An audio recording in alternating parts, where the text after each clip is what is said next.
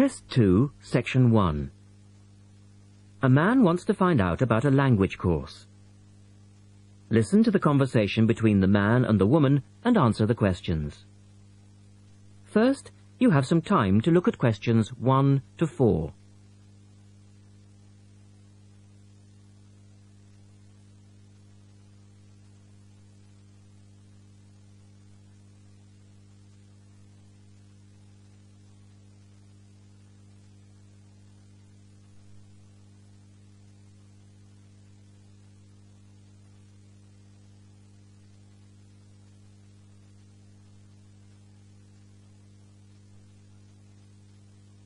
You will see that there is an example which has been done for you. On this occasion only, the conversation relating to this will be played twice.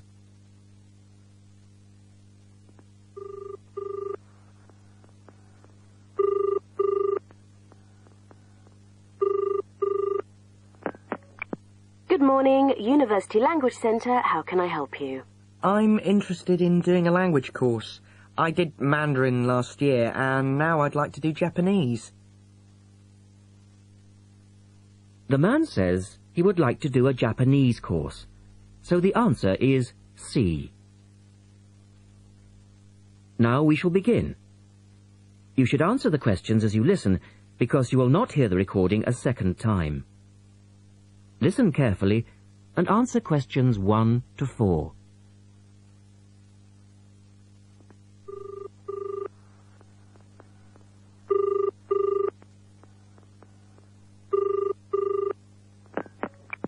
Good morning, University Language Centre. How can I help you? I'm interested in doing a language course. I did Mandarin last year, and now I'd like to do Japanese.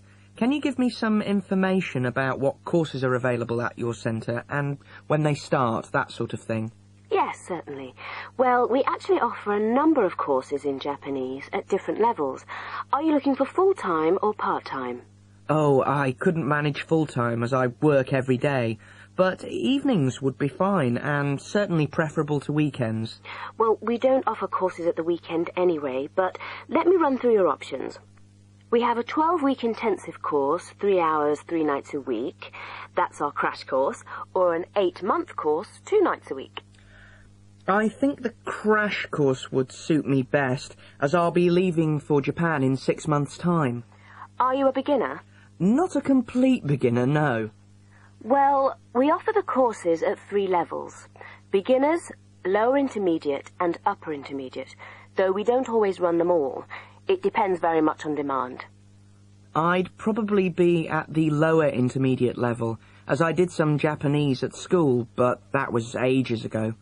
Right. Well, the next level 2 course begins on Monday the 12th of September.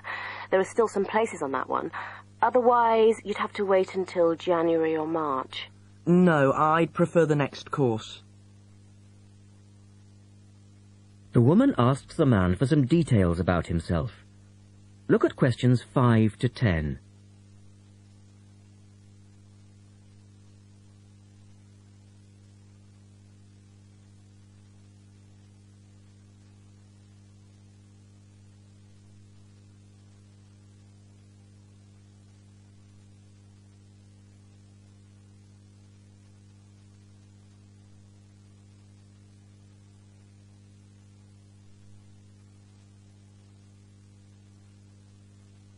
Now listen to their conversation and complete the form.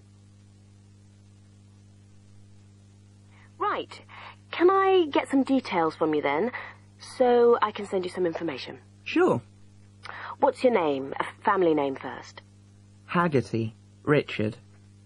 Hagarty? No, Hagerty. Oh, okay. And your address, Richard? Well, perhaps you could email it to me. Right. What's your email address? It's Ricky45, that's one word, RICKY45, @hotmail.com. And I just need some other information for our statistics. This helps us offer the best possible courses and draw up a profile of our students. Fine. What's your date of birth? I was born on the 29th of February, 1980. 1980? So you're a leap year baby. That's unusual. Yes, it is. And just one or two other questions for our market research, if you don't mind. No, that's fine. What are your main reasons for studying Japanese? Business, travel, or general interest? My company's sending me to Japan for 2 years. All right, I'll put down business. And do you have any specific needs? Will there be an emphasis on written language? For instance, will you need to know how to write business letters, that sort of thing? No, but I will need to be able to communicate with people on a day-to-day basis. Okay, so I'll put down conversation. Yes, because I already know something about the writing system at an elementary level, and I don't anticipate having to read too much. You said you'd studied some Japanese. Where did you study? 3 years at school, then I gave it up, so I've forgotten a fair bit. You know how it is with languages if you don't have the chance to use them. Yes, but I'm sure it will all come back to you once you get going again. Now, once we receive your enrollment form, we'll contact you. That is the end of section 1. You now have half a minute to check your answers.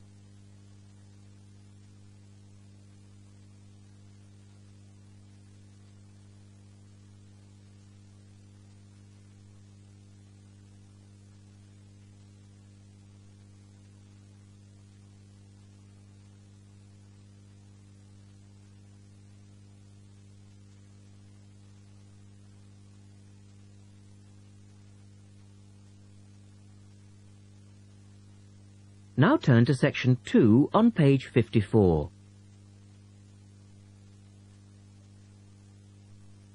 Test 2, section 2. You will hear a man talking on the radio about dogs which help people with their work. First, look at questions 11 and 12.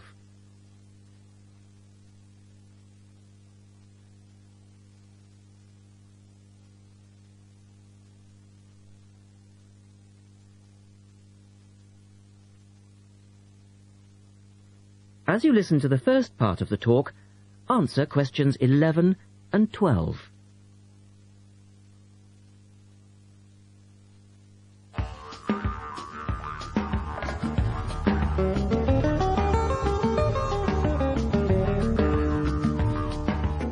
Welcome to this week's edition of Countrywide.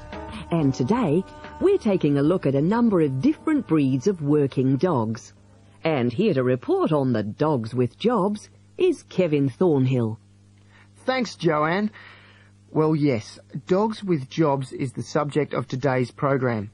Dogs have earned themselves a reputation over the centuries for being extremely loyal. And here's a little story which illustrates just how loyal they are. Just outside the country town of Gundagai in Australia is a statue built to commemorate a dog. A dog which sat waiting for his owner to return to the spot where he'd left him.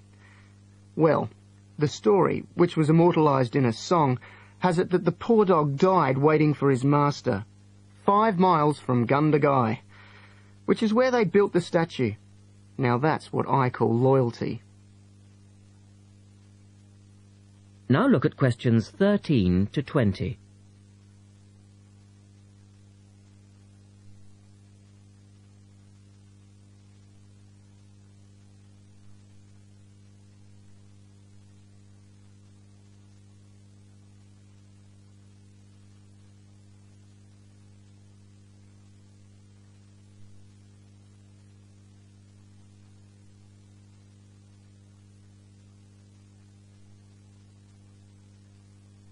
As the talk continues, complete the table for questions 13 to 20.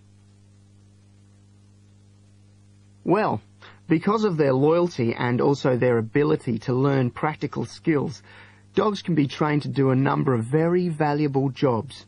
Perhaps the most well-known of working dogs is the Border Collie sheepdog. Sheepdogs which work in unison with their masters need to be smart and obedient, with a natural ability to herd sheep. Some farmers say that their dogs are so smart that they not only herd sheep, they can count them too. Another much-loved working dog is the guide dog, trained to work with the blind. Guide dogs, usually Labradors, need to be confident enough to lead their owner through traffic and crowds, but they must also be of a gentle nature. It costs a great deal of money to train a dog for this very valuable work, but the guide dog associations in the UK, America and Australia receive no government assistance, so all the money comes from donations. Another common breed of work dog is the German Shepherd. German Shepherds make excellent guard dogs and are also very appropriate as search and rescue dogs, working in disaster zones after earthquakes and avalanches. These dogs must be tough and courageous to cope with the arduous conditions of their work, and so that they can be sent anywhere in the world to assist in disaster relief operations, effective dogs and their trainers are now listed on an international database. When you arrive at an airport here, you may be greeted in the baggage hall by a detector dog, wearing a little red coat bearing the words "Quarantine." These dogs are trained to sniff out fresh fruit as well as meat and even live animals hidden in people's bags. In order to be effective, a good detector dog must have an enormous food drive. In other words, they must really love their food. At Sydney Airport, where there are 10 detector dogs working full-time, they stop about 80 people a month trying to bring illegal goods into the country. And according to their trainers, they very rarely get it wrong. Another famous working dog is the husky. Huskies, which originally came from Siberia, have been used for decades as a means of transport on snow, particularly in Antarctica where they have played an important role. Huskies are well adapted to harsh conditions and they enjoy working in a team. But the huskies have all left Antarctica now because the international treaty prohibits their use in the territory as they are not native animals. Many people were sad to see the dogs leave Antarctica, as they had been vital to the early expeditions and earned their place in history along with the explorers. That is the end of section 2. You now have half a minute to check your answers.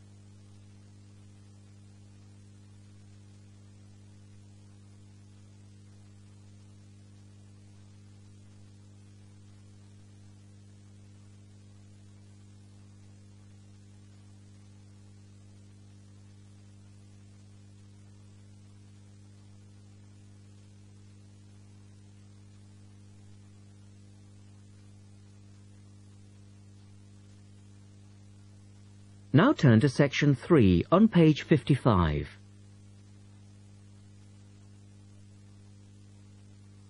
Test 2, section 3. In this section, you will hear a discussion about a system of writing for the blind known as Braille.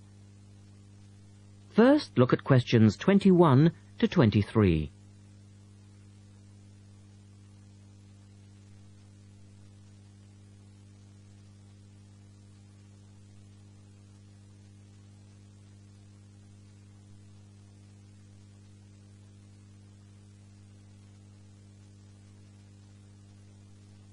Now listen to the first part of the discussion and complete the notes for questions 21 to 23.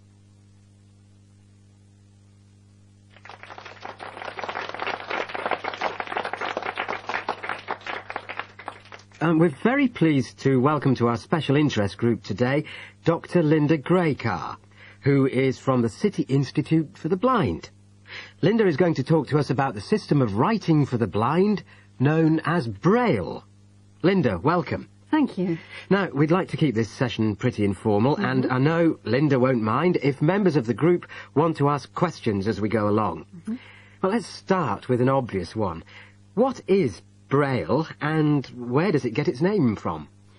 Well, as you said, Braille is a system of writing used by and for people who cannot see. It gets its name from the man who invented it, the Frenchman Louis Braille, who lived in the early 19th century. Was Louis Braille actually blind himself? Well, he wasn't born blind, but he lost his sight at the age of 3 as the result of an accident in his father's workshop.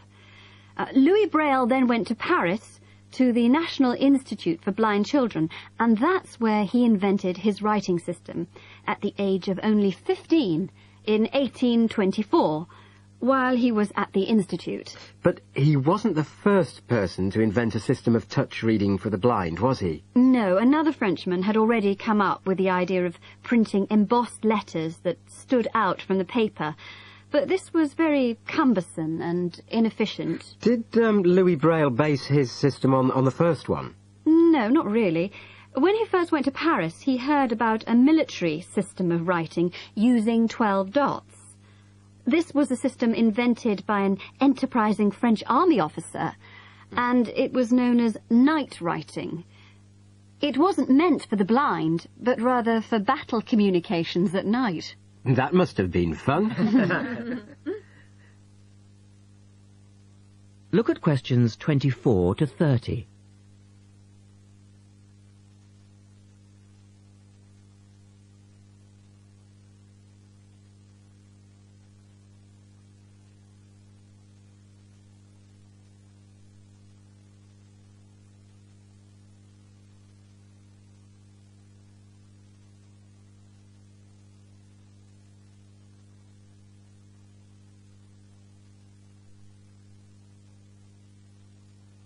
Listen carefully and answer questions 24 to 30. Anyway, Braille took this system as a starting point, but instead of using the 12 dots, which night writing used, he cut the number of dots in half and developed a 6-dot system. Can you give us a little more information about how it works? Well, it's a system of touch reading, which uses an arrangement of raised dots called a cell. Braille numbered the dot positions 1, 2, 3 downward on the left and 4, 5, 6 downward on the right. The letters of the alphabet are then formed by using different combinations of these dots. Yes? So, is the writing system based on the alphabet, with each word being individually spelt out? Well, it's not quite that simple, I'm afraid. For instance, the first 10 letters of the alphabet are formed using dots 1, 2, 4 and 5. But Braille also has its own short forms for common words. For example, B for the word but and H for have. There are many other contractions like this. So you spell out most words letter by letter, but you use short forms for common words? Yes. Though I think that makes it sound a little easier than it actually is. And was it immediately accepted? I mean, did it catch on straight away? Well, yes and no. It was immediately accepted and used by Braille's fellow students at the school, but the system was not officially adopted until 1854, 2 years after Braille's death. So official acceptance was slow in coming. I suppose it works for all languages which use the Roman alphabet. Yes, it does, with adaptations, of course. Can it be written by hand, or do you need a machine to produce Braille? Well, you can write it by hand onto paper with a device called a slate and stylus. But the trick is that you have to write backwards, from right to left, so that when you turn your sheet over, the dots face upwards and can be read like English from left to right. Oh, I see. But these days, you'd probably use a Braille writing machine, which is a lot easier. And tell us, Linda, is Braille used in other ways, other than for reading text? Yes, indeed. In addition to the literary Braille code, as it's known, which of course includes English and French, there are other codes. For instance, in 1965, they created a form of Braille for mathematics. I can't imagine trying to do maths in Braille. Yes, that does sound difficult, I agree. And there's also a version for scientific notation. Oh, and yes, I almost forgot. There is now a version for music notation as well. Well, thanks, Linda. That was most interesting. Now, does anyone have any last questions? Yes. Roughly how long does it take to learn to read Braille?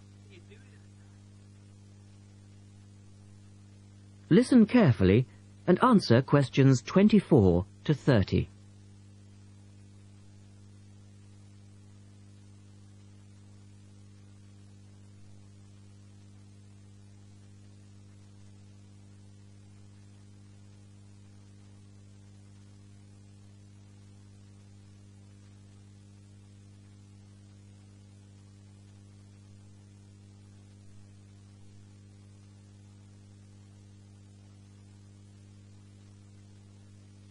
Now turn to section 4 on page 56.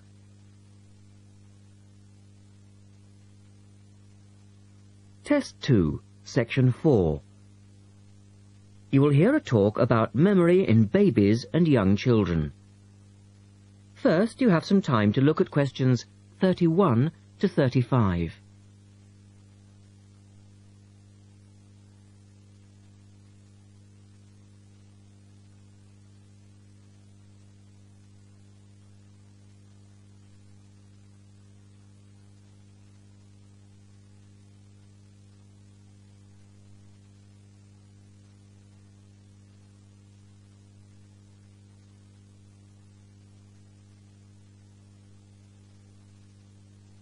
Now listen carefully and answer questions 31 to 35.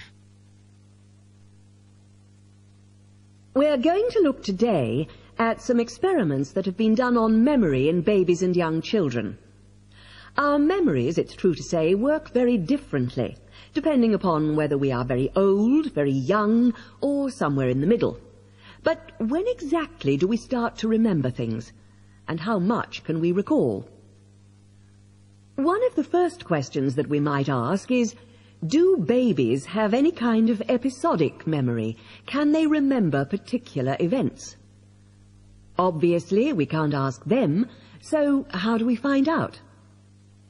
Well, one experiment that's been used has produced some interesting results.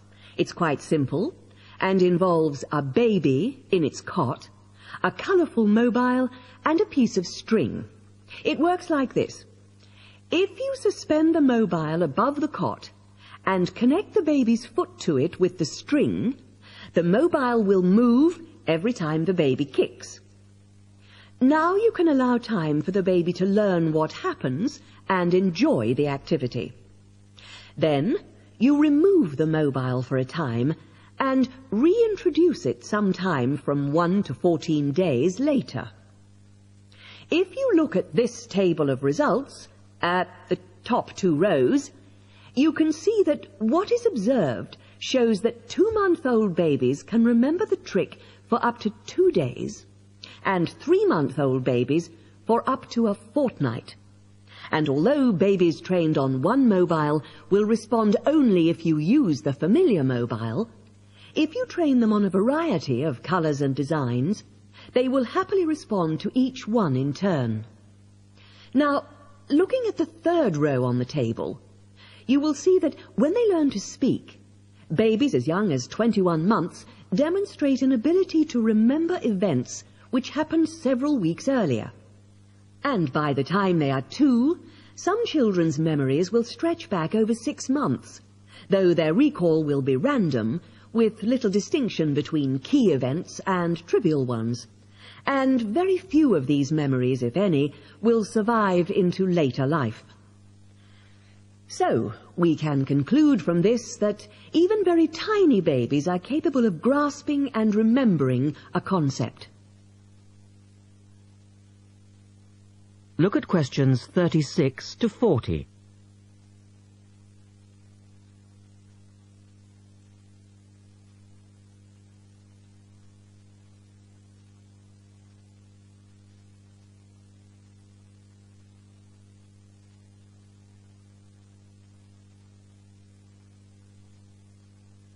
Now answer questions 36 to 40.